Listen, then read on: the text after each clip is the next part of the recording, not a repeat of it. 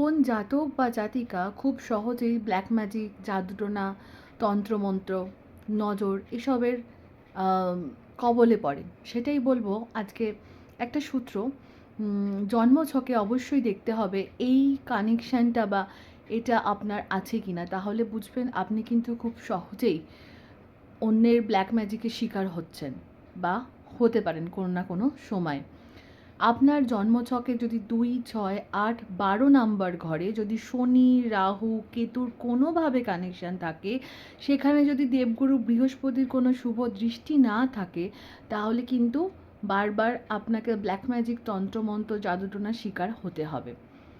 কেতু শক্তিশালী হলে আমাদের যেমন আধ্যাত্মিক, অতিরিক্ত আধ্যাত্মিক জগতে একটা উন্নতি দেয়। কেতু যদি খুব নিচস্থ হয় বা ডাউন হয় বা অশুভ অবস্থায় থাকে, তাহলে কিন্তু নানা রকম ব্ল্যাক ম্যাজিক, জাদুটোনা, তন্ত্রমন্ত্রের একাধিকবার শিকার হতে পারে জীবনে।